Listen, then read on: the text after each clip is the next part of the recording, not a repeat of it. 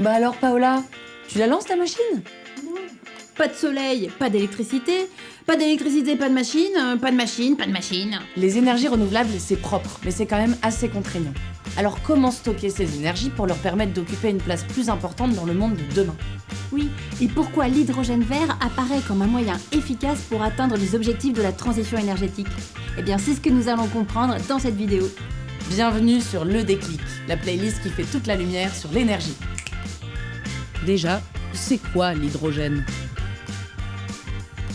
L'hydrogène, c'est un élément chimique dont l'atome est constitué d'un proton et d'un électron. C'est le plus petit des atomes. Petit, oui, mais avec un grand avenir. D'ailleurs, c'est l'élément le plus présent dans l'univers et aussi le plus léger. Les étoiles en sont principalement constituées à l'image du Soleil. C'est donc grâce à l'hydrogène que le soleil est capable d'éclairer nos vies? C'est beau ce que je viens de dire. À la différence du Soleil, sur Terre, on produit de l'énergie à partir d'hydrogène combiné à l'oxygène. Et c'est quand l'hydrogène est combiné qu'il produit une grande quantité d'énergie. Tellement grande que la combustion d'1 kilo d'hydrogène libère 4 fois plus d'énergie qu'un kilo d'essence. L'hydrogène, c'est vraiment vert? Bah alors il est où le problème? Il suffit d'utiliser de l'hydrogène partout et le tour est joué. Oui, mais c'est pas aussi simple. L'hydrogène, qui contient de l'énergie comme le pétrole, le gaz ou le charbon, ne se trouve quasiment pas sur Terre. Mais on peut le fabriquer. Et d'ailleurs, on en fabrique déjà beaucoup. En France, chaque année, c'est plus de 900 000 tonnes d'hydrogène qui sont consommées, que ce soit en chimie, en métallurgie, en agroalimentaire et j'en passe. Une consommation à grande échelle dont la production est majoritairement faite à partir d'énergies fossiles et polluantes. Une production peu coûteuse mais très émettrice en CO2. Une toute petite partie est déjà produite à partir d'énergies renouvelables. Il y a donc plusieurs catégories d'hydrogène. Oui, absolument. On distingue plusieurs catégories. Il y a d'abord l'hydrogène gris, fabriqué par procédés thermochimiques avec des énergies fossiles comme matière première. Il y a ensuite l'hydrogène bleu, fabriqué de la même manière que l'hydrogène gris, à la différence que le CO2 est capté pour être réutilisé ou stocké. Et enfin, il y a l'hydrogène vert, celui qui nous intéresse, fabriqué par électrolyse de l'eau. Électrolyse de l'eau? Oui, l'électrolyse permet la production de l'hydrogène à partir d'électricité. En envoyant une grande quantité d'électricité dans de l'eau, on obtient la molécule souhaitée. Donc si nous résumons, pour obtenir de l'hydrogène vert, on a besoin d'électrolyseurs et d'électricité d'origine renouvelable. Et pour le stockage? On l'a vu, l'hydrogène possède des propriétés énergétiques remarquables. Mais c'est aussi un gaz qui prend beaucoup de place, ce qui complique son stockage et son transport. Il est donc nécessaire de le transformer pour le stocker. Et la compression est la méthode la plus répandue. L'hydrogène, en route vers la révolution des transports?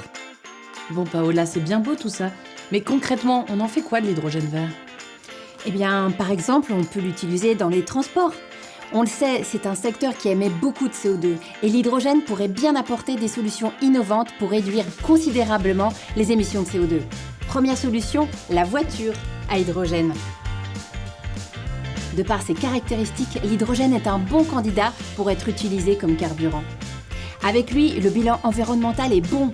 Combiné à l'oxygène, la combustion de l'hydrogène produit essentiellement de l'eau et ne rejette que de l'oxyde d'azote en très faible quantité.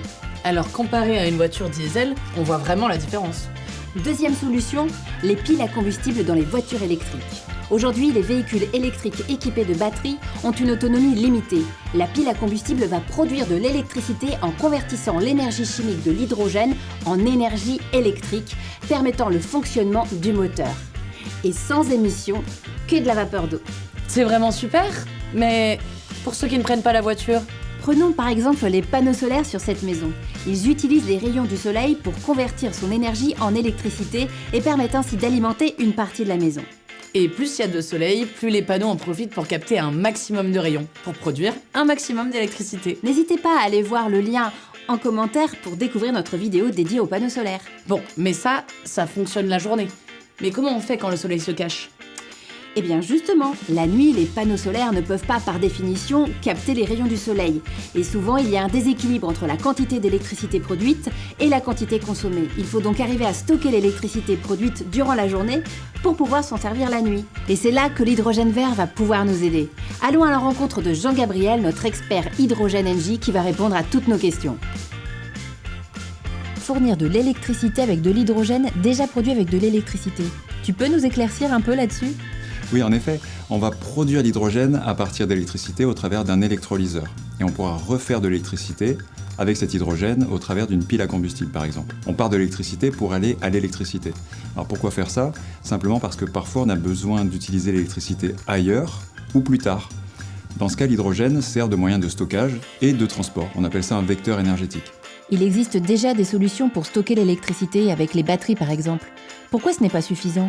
Traditionnellement, c'est vrai qu'on stocke peu l'électricité. On produit autant d'électricité qu'on en a besoin à la consommation et on en stocke un petit peu au travers des barrages électriques, par exemple. Mais avec l'introduction des énergies renouvelables, on a un équilibre production-consommation qui est un peu plus instable et on va avoir besoin de plus se stocker. Ça arrive déjà dans les îles. On peut citer la Réunion, la Corse, où il y a beaucoup de solaire, par exemple, et où il a fallu mettre en place des batteries pour faire un stockage, pour lisser la production, mais aussi pour différer la production et diffuser l'énergie produite par le solaire le soir grâce aux batteries. Le problème, c'est que les batteries, ça fonctionne très bien, mais si on a besoin de le faire en grande quantité, les batteries vont atteindre leurs limites.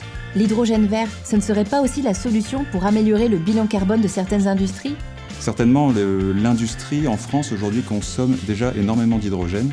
C'est 900 000 tonnes par an. Ça représente 9 millions d'émissions de tonnes de CO2. Et c'est aujourd'hui avec de l'hydrogène carboné. L'hydrogène vert, s'il remplaçait tout ou partie de cet hydrogène-là, permettrait de limiter ces émissions de CO2. As-tu des exemples de régions qui misent à fond sur l'hydrogène vert ? Oui, en France, il y a de nombreuses régions qui se sont totalement investies dans l'hydrogène. Et on peut citer par exemple l'Occitanie et la région Auvergne-Rhône-Alpes, avec la mise en place d'écosystèmes hydrogène qui alimentent à la fois des besoins industriels et de mobilité. En Occitanie et en Auvergne-Rhône-Alpes, on produit déjà de l'hydrogène vert. Et cette année, les capacités de production vont augmenter avec plusieurs centaines de kilos par jour. Ces régions s'engagent aussi sur l'aspect filière industrielle avec la mise en place de grandes usines de fabrication d'électrolyseurs ou de composants essentiels pour les dispositifs hydrogène. Et elles s'impliquent aussi sur la mobilité avec, par exemple, ces 2 régions qui font partie de 4 régions qui ont choisi d'acheter des trains hydrogène qui vont être mis en circulation pour remplacer des TER diesel. Bon, ça y est, je sens que le courant passe bien avec l'hydrogène vert. Merci à Jean-Gabriel d'avoir répondu à nos questions. Des champs cultivés avec des engrais organiques respectueux de l'environnement grâce à une fabrication à base d'hydrogène. Un air pur avec des véhicules roulant à l'hydrogène. Une énergie stockée et 100% verte pour nos territoires. La production massive d'hydrogène vert, bien qu'elle dépend encore trop de la construction d'infrastructures et de la réduction des coûts technologiques, pourrait bien accélérer la transition énergétique et permettre une croissance durable à tous les niveaux. L'avenir se construit maintenant. Merci d'avoir regardé cette vidéo. Si vous avez aimé, abonnez-vous à la chaîne et n'hésitez pas à regarder d'autres vidéos dans lesquelles on vous dit tout sur l'énergie.